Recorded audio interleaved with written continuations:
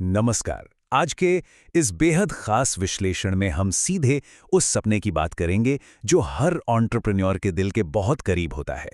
एक ground up zero से शुरू करके पूरे 100 करोड़ का बिजनेस खड़ा करने का आर्किटेक्चरल ब्लूप्रिंट। ये कोई हवाई बातें नहीं है, बल्कि एकदम प्रैक्टिकल रोड मैप है। सोचिए, अगर एक आलीशान इमारत बनानी हो तो उसकी नींव से लेकर सबसे ऊंची मंजिल तक का नक्शा कैसा दिखेगा। आज हम इस एक्सप्लेनर में यही पूरा नक्शा स्टेप बाय स्टेप डिकोड करने वाले हैं। तो चलिए जल्दी से देखते हैं आज के इस कंस्ट्रक्शन रोड मैप के 4 मेन फेजेस क्या हैं। पहला, सफलता की मजबूत नींव रखना। दूसरा, टीम और डेलीगेशन की ताकत को समझना। तीसरा, मार्केटिंग और बिजनेस की ग्रोथ इंजन स्टार्ट करना। और चौथा, द अल्टीमेट 100 करोड़ का लक्ष्य। तो बात शुरू करते हैं बिल्कुल ग्राउंड जीरो से, यानी हमारा पहला phase, strong foundation of success. अपने बिजनेस की एकदम सॉलिड नींव रखना। देखिए, कोई भी महान बिजनेस बस अचानक से एक अंधी छलांग लगाने से शुरू नहीं होता। उसकी शुरुआत होती है जमीन के अंदर एक बेहद मजबूत ग्राउंड वर्क से। अगर आपको किसी धंधे में उतरना है तो उसमें डायरेक्ट कूदने के बजाय सबसे आसान शॉर्टकट क्या है पता है? पहले उसी स्पेसिफिक इंडस्ट्री में एक जॉब कर लीजिए। जब आप वहां काम करते हैं तो आपको ऐसी छोटी छोटी बारीकियां सीखने को मिलती हैं जो बाहर से किसी को नहीं दिखती। आप समझ पाते हैं कि क्लाइंट से एक्चुअल कॉन्टैक्ट कैसे बनाया जाता है और असली काम करने का तरीका क्या है। एक सच्चा एक्सपर्ट बनने की शुरुआत यहीं से होती है। अब यहां एक कमाल का और हैरान करने वाला आंकड़ा सामने आता है, 55%। जी हां, किसी भी बिजनेस की 55% सक्सेस पूरी तरह से एक ही चीज पर डिपेंड करती है, और वो है टाइमिंग। सोचिए, अगर आप आने वाले 10 सालों के ट्रेंड को पहले ही पहचान लें, जैसे आजकल एआई या मोबाइल टेक्नोलॉजी का दौर है, और सही वक्त पर मार्केट में एंटर करें, तो आधी जीत तो आपकी वहीं पक्की हो जाती है। लेकिन भूलिए मत, सिर्फ टाइमिंग ही सब कुछ नहीं होती। दुनिया हमेशा एक अच्छे एक्सपर्ट की तलाश में रहती है। चाहे वो एक बेहतरीन डॉक्टर हो या एक शानदार कोच, लोग हमेशा अपने काम के सबसे माहिर इंसान को ही ढूंढते हैं। जब आप अपने काम में एब्सोल्यूट बेस्ट बन जाते हैं तो लोग खुद ब खुद रेफर करना शुरू कर देते हैं। और सच मानिए, यही ऑर्गेनिक रेफरल्स एक मजबूत नींव की सबसे बड़ी निशानी होते हैं। चलिए अब आते हैं हमारे दूसरे फेज पर, power of team and delegation, यानी एक ऐसी मशीन तैयार करना जो लगातार चलती रहे। शुरुआत में हमें लगता है कि हम अकेले ही सब कुछ कर लेंगे, चपरासी से लेकर मैनेजर तक का काम। लेकिन एक असली लीडर वही है जो एक वक्त के बाद उस सोलो ऑपरेटर के रोल से बाहर निकले। अब यहां एक बहुत ही काउंटर इंट्यूटिव सलाह मिलती है, ध्यान से सुनिएगा। जब काम का बोझ बढ़ने लगे तो एक फाउंडर को वो सारे टास्क अपनी टीम को डेलीगेट कर देने चाहिए जो उन्हें बोर करते हैं या उनकी सारी एनर्जी सोख लेते हैं। सुनने में थोड़ा अजीब और शायद मजेदार भी लगता है कि अपने हिस्से के बोरिंग काम दूसरों को दे दिए जाएं, लेकिन कंपनी की स्पीड और मोमेंटम को हाई रखने के लिए ये कदम उठाना लिटरली सबसे जरूरी है। अब जब टीम बनानी ही है तो हायरिंग के दौरान सबसे बड़ा सवाल ये आता है कि क्या देखा जाए, स्किल या एटीट्यूड। इस ब्लूप्रिंट का कहना एकदम साफ है, हमेशा किसी व्यक्ति के रॉ स्किल से ज्यादा उसके एटीट्यूड पर ध्यान दीजिए। एक पॉजिटिव और सकारात्मक एटीट्यूड वाला इंसान सिर्फ अच्छे स्किल वाले व्यक्ति को हमेशा पीछे छोड़ देता है। तो एक ऐसी अनस्टॉपेबल टीम बनेगी कैसे? इसके मैकेनिक्स कुछ ऐसे काम करते हैं। हायर करते वक्त ध्यान रखिए कि कम से कम 3 इंटरव्यू जरूर लीजिए ताकि कैंडिडेट के एटीट्यूड को अच्छे से परखा जा सके। और एक सबसे बड़ा मास्टर स्ट्रोक, अपने टॉप टैलेंट को कंपनी में रोके रखने के लिए उन्हें ईसॉप्स यानी एम्प्लॉय स्टॉक ऑप्शंस दीजिए। उन्हें सिर्फ एक एम्प्लॉय मत बनाइए, बल्कि कंपनी का सच्चा हिस्सेदार बनाइए। जब कंपनी की जीत उनकी खुद की जीत बन जाती है तो आपकी कंपनी की मशीन अपने आप तेजी से दौड़ने लगती है।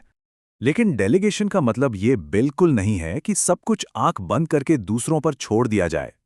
यहां एक बेहद सख्त नियम है, खास तौर पर B2B मॉडल्स के लिए। इंटरनल ऑपरेशंस, HR, ऐसी चीजें टीम को दी जा सकती हैं, लेकिन डायरेक्ट क्लाइंट कॉन्टैक्ट और मार्केटिंग, ये 2 ऐसी चीजें हैं जो फाउंडर को अंत तक अपने पास ही रखनी चाहिए।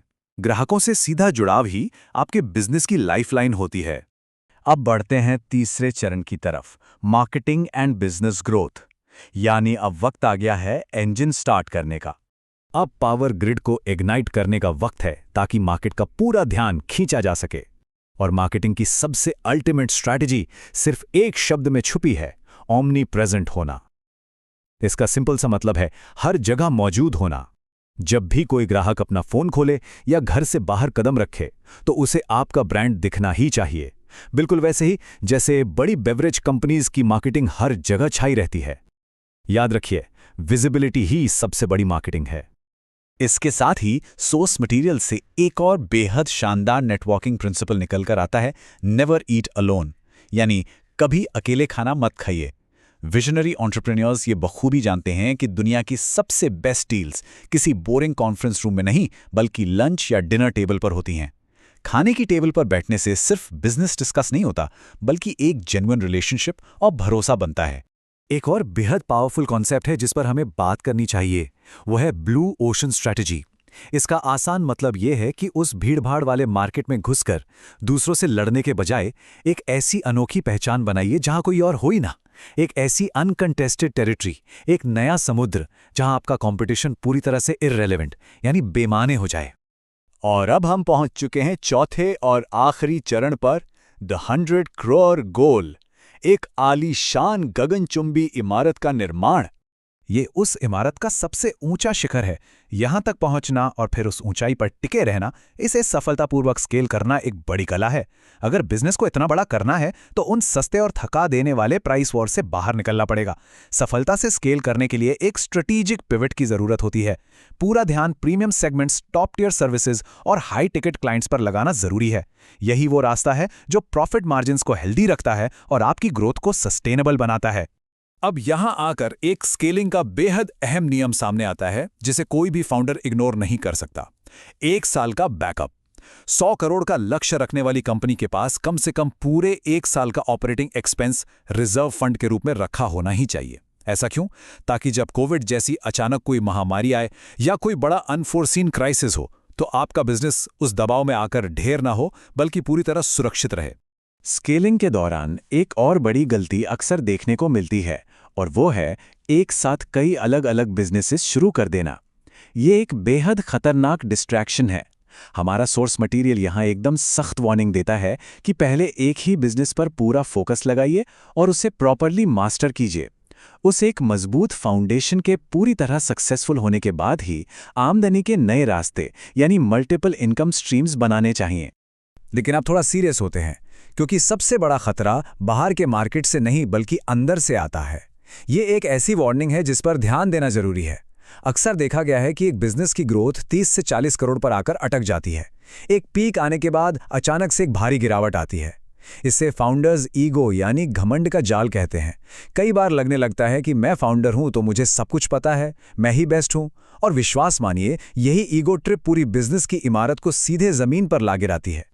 इस ईगो ट्रैप से बचने का सिर्फ एक ही तरीका है, हमेशा हम्बल रहिए और नई चीजों को सीखने की उस भूख को कभी मरने मत दीजिए। जैसे आज के वक्त में एआई जैसी नई टेक्नोलॉजीज को लगातार समझना। जिस दिन आपने सीखना बंद कर दिया, समझ लीजिए बिजनेस की नींव वहीं से खोखली होनी शुरू हो जाती है। तो इस विश्लेषण के अंत में एक बड़ा और प्रोवोक करने वाला सवाल छोड़े जाते हैं। इस ब्लूप्रिंट के आखिरी और सबसे गहरे नियम के मुताबिक क्या वो 100 करोड़ का लक्ष्य आपके दिमाग में पूरी तरह से बन चुका है? क्योंकि अगर वो दौलत, वो सफलता पहले दिमाग में विजुलाइज नहीं की जा सकती तो यकीन मानिए वो कभी बैंक अकाउंट में भी दिखाई नहीं देगी। आज के इस एक्सप्लेनर में मेरे साथ जुड़ने के लिए आपका बहुत बहुत शुक्रिया।